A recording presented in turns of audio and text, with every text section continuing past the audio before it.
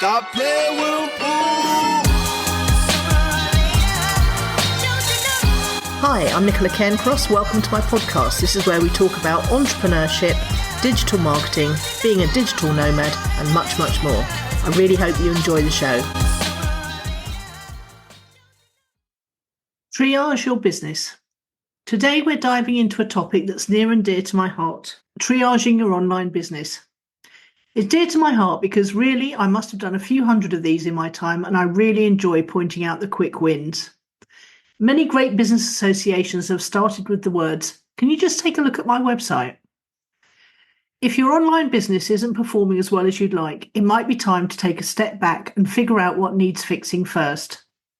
Or when things go wrong in your business, it can feel overwhelming. Addressing the most critical issues first can make a world of difference. It's also important to fix things in the right order. In this post, I'll share my tried and true methods for diagnosing and fixing problems in the right order so that you can get your business or website back on track.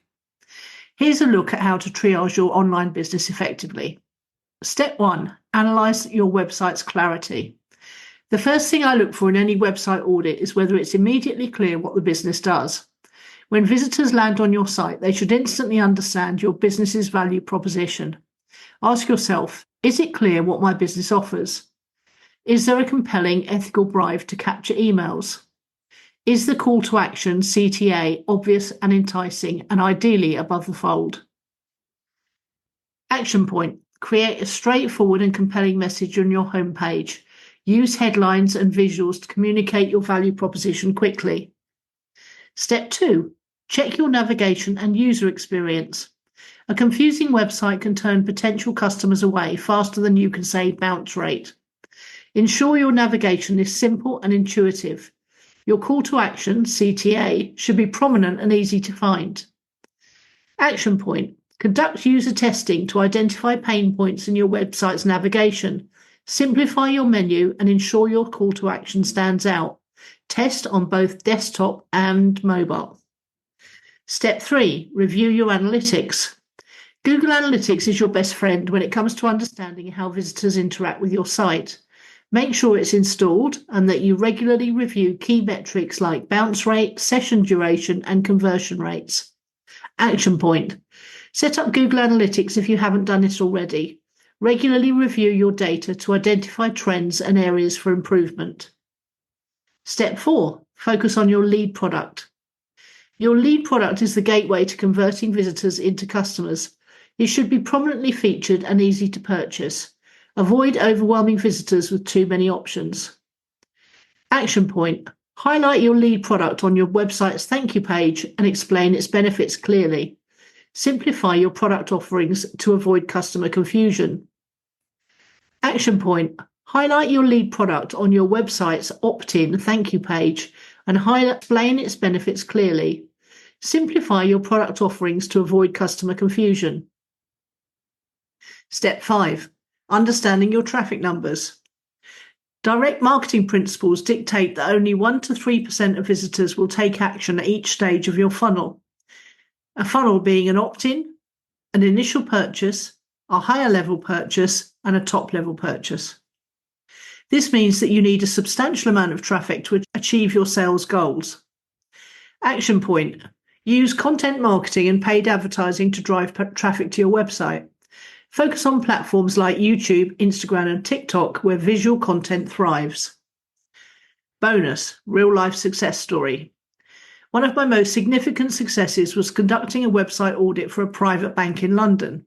They found my feedback so valuable and amusing that it led to a fantastic one-year marketing contract.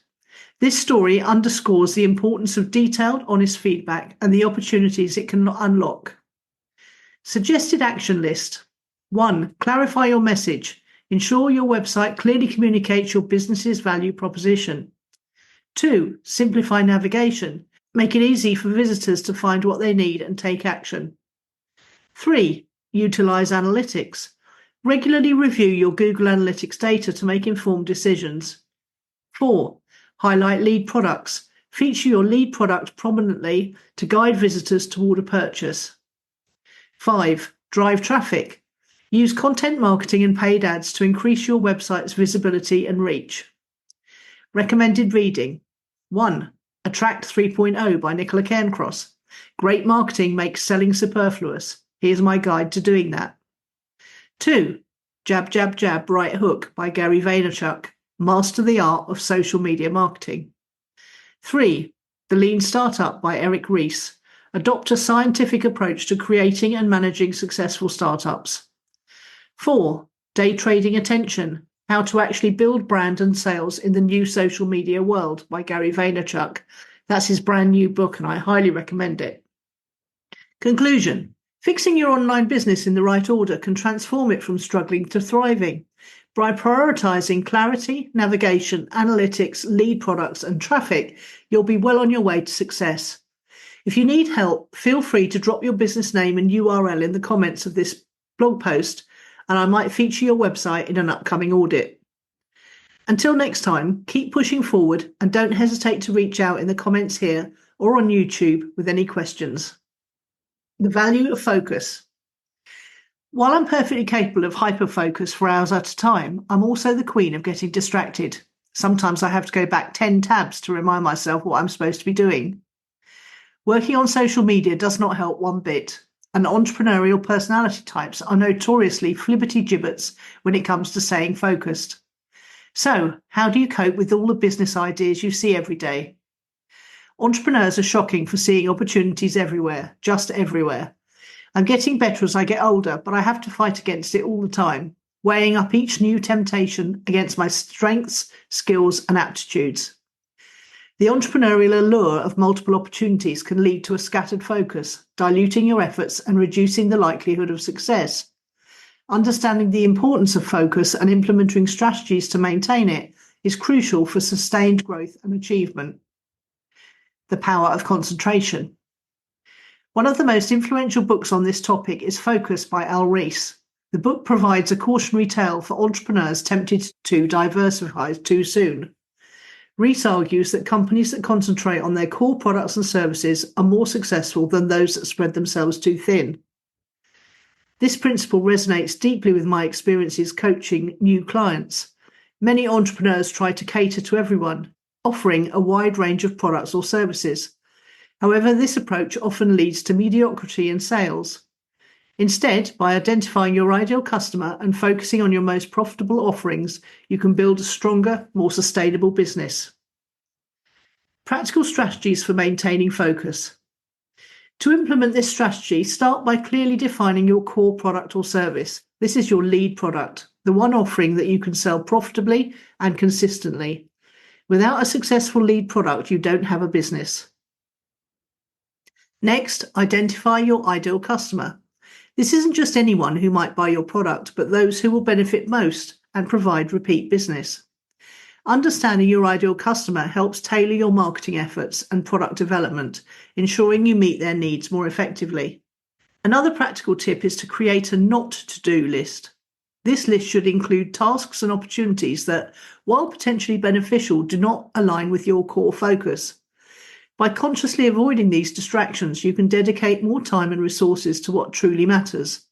Making a list of them gets them out of your brain and into your journal so that you can tell yourself that you can always come back to them later. The importance of discipline. Maintaining focus requires discipline. It's easy to be swayed by new trends or the promise of quick profits from unrelated ventures. However, true success comes from remembering that there is no such thing as quick profits, and that you'll do much better over time by committing to your core mission and pursuing it relentlessly. This discipline also involves regular review and reflection. Periodically assess your business activities to ensure they align with your core focus. If you find yourself drifting, take corrective action immediately. This might mean saying no to lucrative but distracting opportunities or revisiting your business plan to reinforce your primary objectives. Success stories. Several successful entrepreneurs attribute their achievements to maintaining a sharp focus. For instance, Steve Jobs is famously quoted as saying, "Focus is about saying no." Under his leadership, Apple became a model of focused innovation, producing a limited range of products but excelling at each one. Similarly, many small businesses have found success by identifying a niche market and serving it exceptionally well. By becoming the best in a specific area, those businesses can charge premium prices and build a loyal customer base. Recommended reading. Consider these recommended books. All 3 help me enormously. They're also available on audio. 1. Focus by Al Ries. This book discusses the importance of concentrating on a single brand or product to achieve success. 2. The One Thing by Gary Keller and Jay Papasan.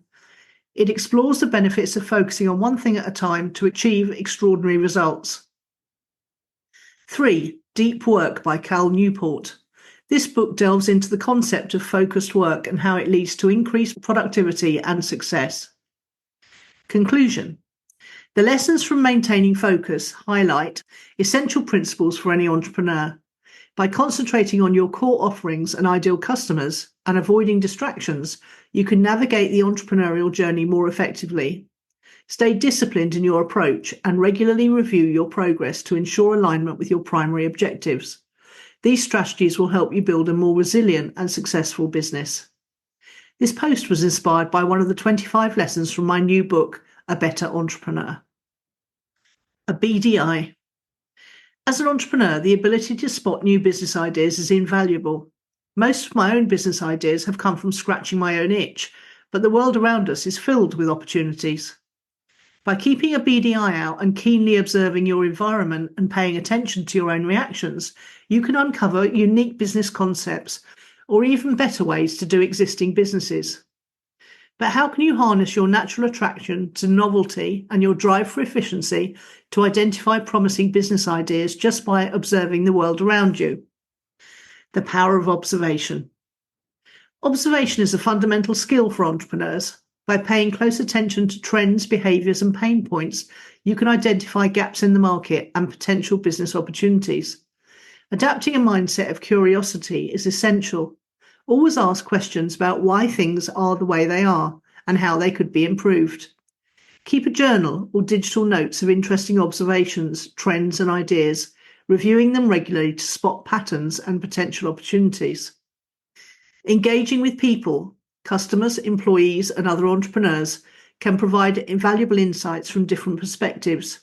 Analysing industry trends and broader societal shifts will help you anticipate future needs and spot emerging opportunities. Additionally, reflecting on your own frustrations and desires can be highly revealing.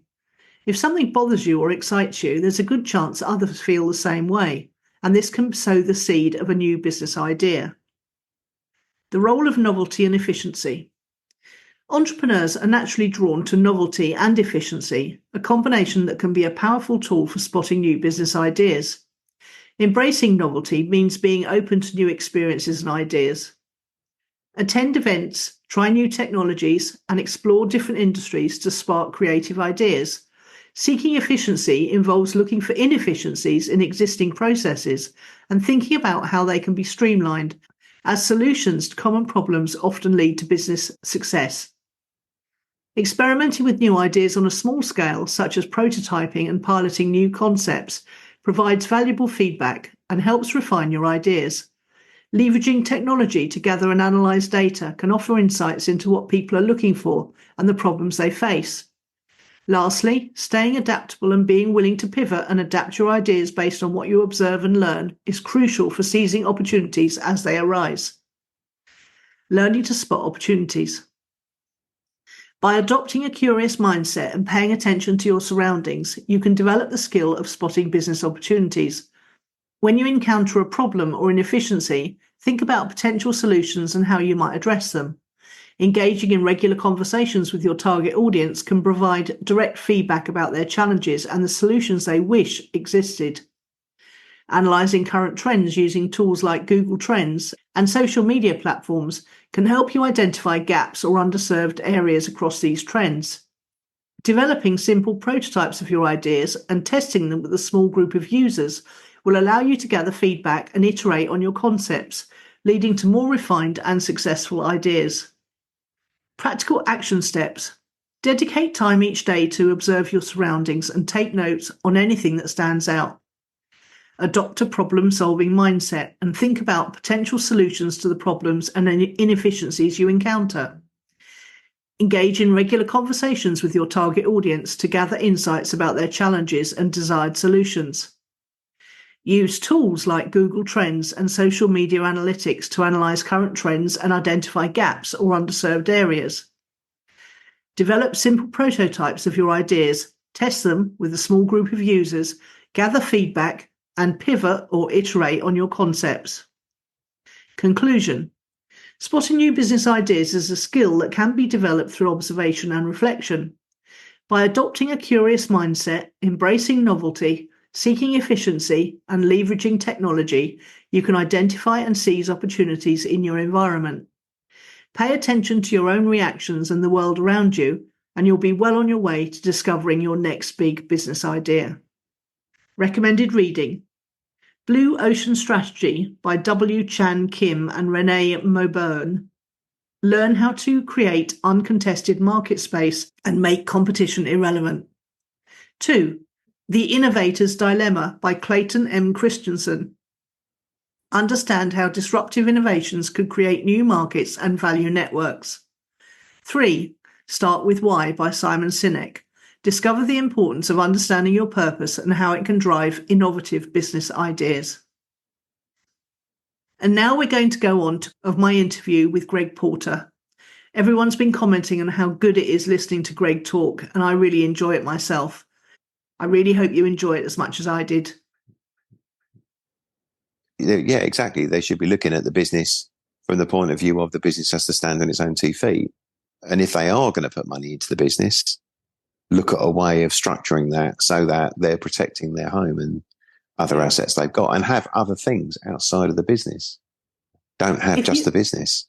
Yeah, At this point, can I just say to people listening, if you don't know anyone like this and you don't think you can go and find someone in a hurry, the 2 biggest concepts we've talked about so far are actually covered in the Rich Dad books. I mean, the first Rich Dad book talks about working on your business, not in it, and taking time out to do that. And I found it incredibly helpful. And the second book, The Rich Dad's Guide to Investment, it talks about the biggest, most important investment in your life is into your own business.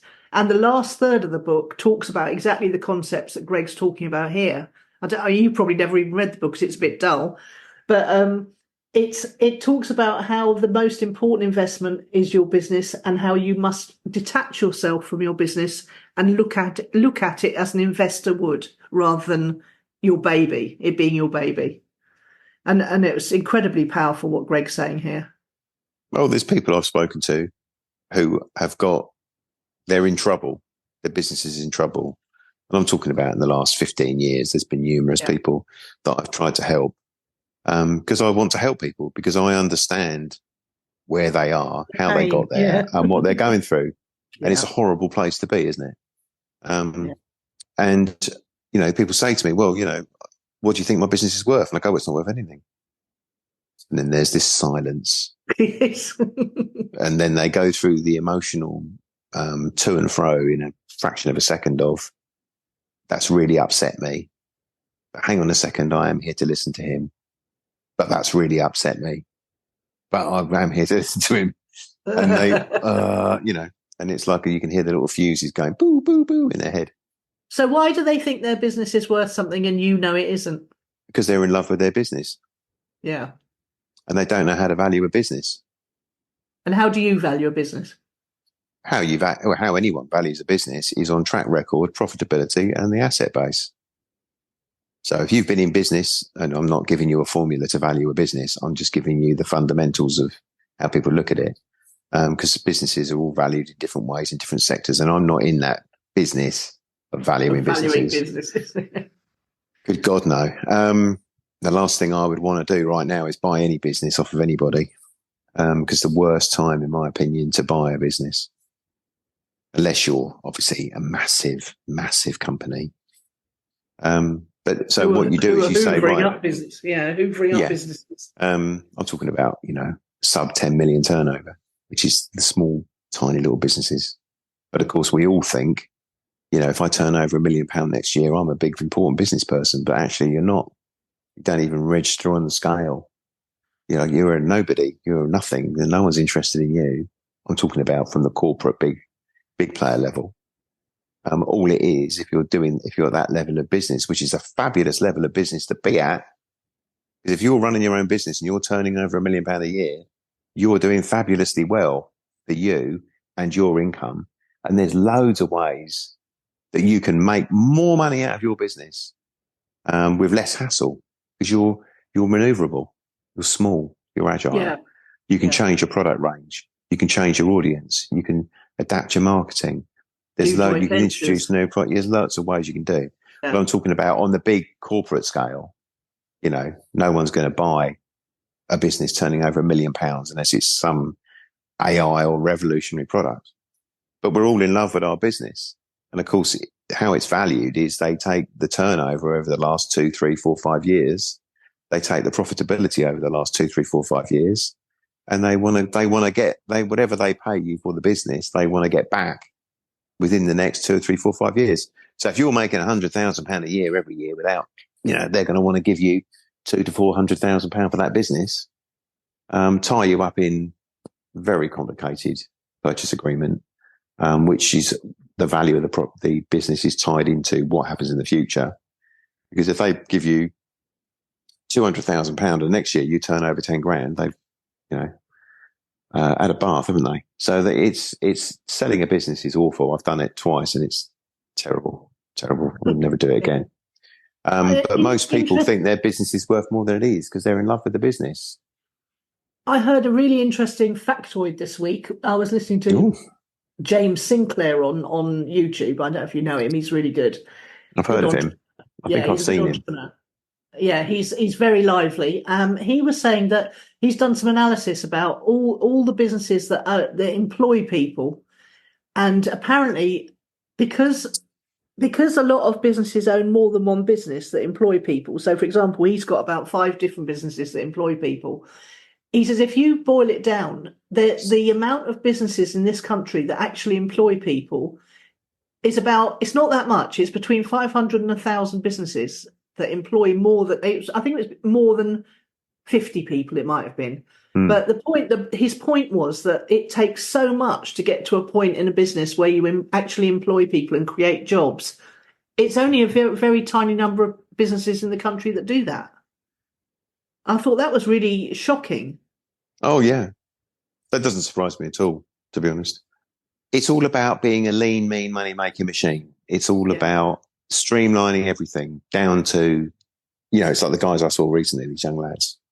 They're saying, well, we're thinking about getting offices. I said, well, you don't need to get offices. What do you need to get offices for? Because getting offices is an ego thing.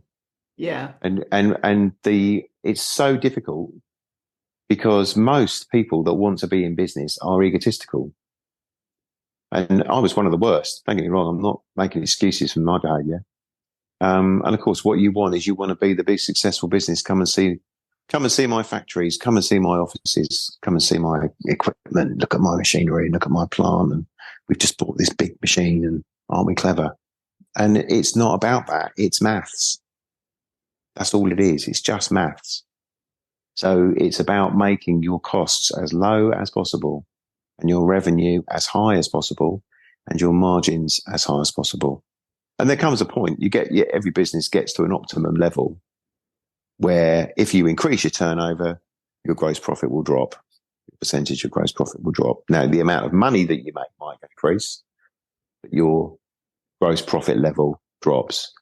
And I can't watch it anymore, but I haven't watched it for years. But Dragon's Den is a good thing to watch and actually listen to what the dragons say, why they're not interested in that business. Yeah. Why they are interested in that business. And they know most of the time the dragons want to know turnover, gross profit, net profit, how long have you been around, how many products have you sold, and because that's the starting point for assessing any business. They don't even get into all the other stuff, do they? Until they know the real basics. They cut that show so much. People don't realise that you're actually in with the dragons for it can be up to 3 to 4 hours going over the basics, and then you talk about your vision and your mission and all that stuff. Yeah, and it's there's nothing new under the sun. That's the problem. And it's very, everything that you're trying to do as a business person has been done before. Which is why it's such a good idea to try and find a mentor who, initially, the first mentor could be someone who's achieved what you want to do in the sector you want to do it. And then when you've got the basics up and running, you can move on to someone who can give you a bigger picture and really help you grow the business. Yeah, I mean, if you're starting in business and you're able to run that business alongside what you're doing now, that's great, because you're not putting financial pressure on that new business. And if you can do it so that once the business gets to a point where it can replace the income you're making now, then you are already a success. Yeah. Because having a business that you earn in as much out of that you earn now, doing whatever it is you're doing now, you can build from there. Greg, if you don't hate what you're doing now, would you at that point recommend that you get someone else in to do what you're thinking of doing in the business so that you can stay the person who works on the business? And also it makes your business more attractive to buy, doesn't it? If it can be run by not run by the founder. Yeah, I think one of the, and again, another massive advantage of the modern business environment is that outsourcing things, virtual assistants, people working part-time, people working so many hours a week, the fact that people can work from home, the fact that you can give people a task, and I don't know, I'm going to make something up right now on the spot. So you're selling these pieces of artwork and somebody needs to operate a computer to print them out. So, you can give people a turnaround time on the artwork, and then somebody works for you part-time. They get paid piecemeal for every bit of artwork they produce and ship. So it doesn't matter whether you sell 50 this week, 2, 500. You've given your customer a timescale. They've paid up front. You've got your money. You're not going to not get paid. And you've got somebody else doing the legwork for you to produce that thing and send it out. So everything's so scalable nowadays without having the cost there all of the time if you don't sell anything. Does that make sense? Yeah, absolutely. Depending on your business, which is one of the, sorry to cut across you, one of the disadvantages of a premises is that you have to be there. Yes. And I went to, it's a bit of a weird story, but I went to get some keys cut for a property. And I was talking to the key cut guy in the key cut shop, he's been there at least 30 years. And I walked in and he looked a bit, depressed. And I said, how you doing? Blah, blah, blah. And he said, it's just dead. And of course, I didn't say this to him, but one of the problems he's got, he has to open that shop every day and be there all day. Or he doesn't get any customers. Well, even if he doesn't get anyone, yeah. People don't sit. I often, retail, oh my God, I tried it and I hated it. But I did spend the time when I was in the shop doing marketing things to try and get more people into the shop. But I remember that terrible feeling of desperation, seeing people walking past outside and not coming in. It was just, so you've really got to think about the marketing outside. How can you get the people walking past, the footfall as it's called, coming in? And then how can you market the business so that you don't have to depend on the people walking past? That's the really successful retail businesses now, the ones that also sell online. Yeah, I'm trying to think of somebody who would go into business that would involve setting up a premises on the high street. I would say, yes, that's a good idea. I can't think of anything. Well, I can think of all those shops that set, the shops, the "We Saw You Coming" shops, where they buy a bunch of old took, they do it up a bit, and they put it in the window, and people come and buy it. But they could also be selling it online But you've still got to be there, haven't you? Well, you have if you want people to be able to come into your shop, yes. So you've got to be there all day, every day. Oh, it would drive me mad. Oh, I couldn't even begin to comprehend it.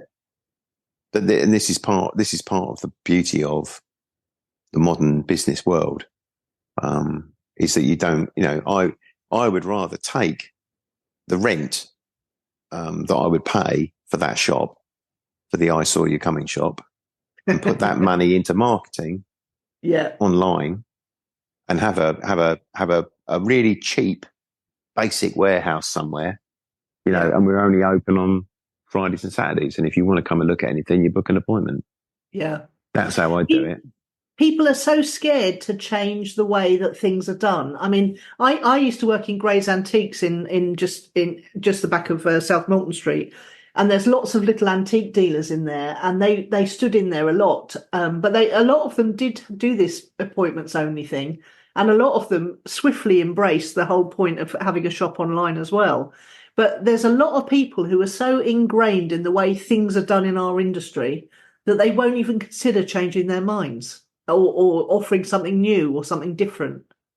Without going into any detail, I look at my attitude to business when I was 15. I look at my attitude when I was 20, 25, 30, 35, 40. And I look at my attitude to business now.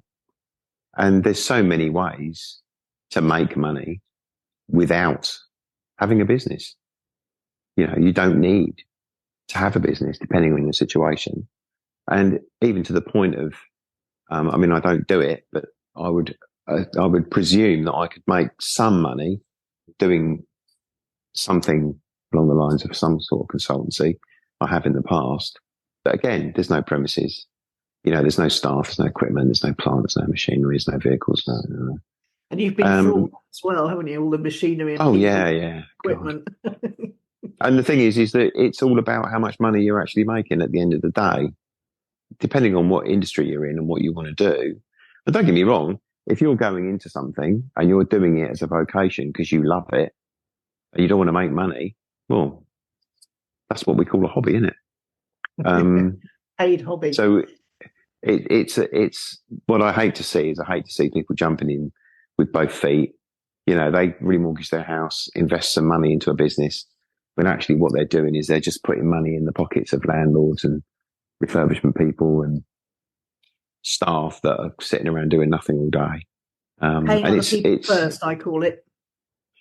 Yeah, and it goes back to what I was saying at the start, which is you need to step back, from what you're doing, look at the bigger picture, look at what's going on in the world and how things are going to be influenced and how that's going to affect what you're trying to do. And there was a guy talking to me recently, he's a barber, and he's asked my opinion on whether he should buy this shop that's around the corner from where he is now. And I gave him my opinion because I know him quite well. And he went, blimey. He said, so you don't think I should buy it then? I said, that's what I'm telling you. Because what he's in his mind, he's thinking to himself, if I buy that shop now, in another 15 years, I'll have paid for that shop and that'll be an asset. That's what he's thinking. Right. He obviously hasn't read The Great Taking then. No. But it's too much for people, isn't it? Yeah. It's too much for people. You've got to, this is what I'm saying about educating yourself. Educate yourself a little bit at a time. Learn a bit about this, a little bit about that. Go and research how the bond market works. And if you watch videos on how the bond market works, you'll find out how terrifying it is. And how, when we print money, what that does. And because everything's interlinked. So for example, understanding the bond market will help you to understand why there's going to be a banking crisis. And if there's going to be a banking crisis, why that means there'll be a run on the banks. And why that means there'll be money printed. And why that means inflation. And why that could lead to hyper. So it's all linked together. And if you learn about one piece of it, then you start learning about the other bits that are connected. When I look back to I was so clueless about money, and I went on this journey to learn how money worked. And I wrote my book and I mentored people, and a lot of them did very well. And then it all came crashing down because I didn't know what was going on in the wider world.